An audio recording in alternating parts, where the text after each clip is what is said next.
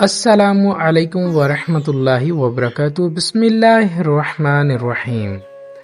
اگر آپ رات کو پوری نیند لینے کے باوجود صبح اٹھتے ہی تھکے ہوئے محسوس کرتے ہیں تو یہ سستی نہیں ہے، یہ جسم کی خاموش شکایت ہے۔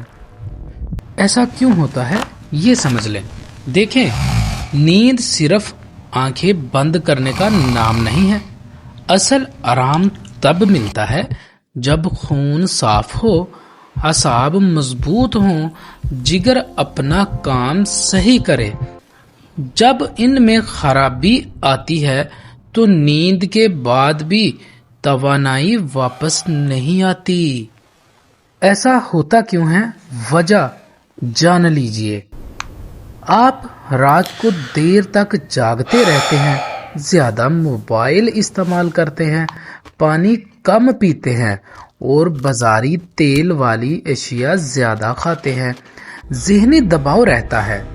یہ سب چیزیں آہستہ آہستہ جسم کی طاقت چوس لیتی ہیں۔ تو چلیے اب علاج کی طرف آتے ہیں۔ نوٹ فرما لیجئے۔ اسگندھ نگوری آدھا چمچ، مکو خشک 1 چمچ، تخم کاسنی 1 چمچ۔ اس کے ساتھ ساتھ آپ نے سونف آدھا چمچ، اجوائن چٹکی بھر۔ یہ ساری چیزیں آپ کو ایک ٹائم پہ، ایک دن میں ایک ٹائم جب آپ نے استعمال کرنی ہے، یہ اس کی تعداد آپ کو بتائی ہے۔ اب طریقہ نوٹ فرما لیں کہ اس کو بنانا کیسے ہے۔ رات کو تمام چیزیں 1 گلاس پانی میں بھگو دیں۔ صبح نہار منہ پانی سمیت پی لیں۔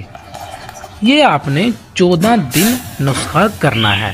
سردی کا موسم ہو تو نیم گرم کر لیں، گرمی کا موسم ہو تو ایسے ہی پی لیں۔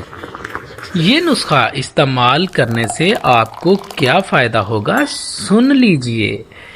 آپ کا جسم ہلکا رہے گا، نیند بہتر آئے گی، جسم سے سستی ختم ہو جائے گی، دن بھر توانائی رہے گی۔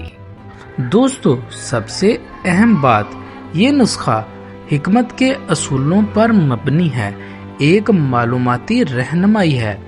اگر آپ پہلے سے کسی بیماری یا دوا میں ہیں تو اپنے معالج یا مستند حکیم سے مشورہ ضرور کر لیں۔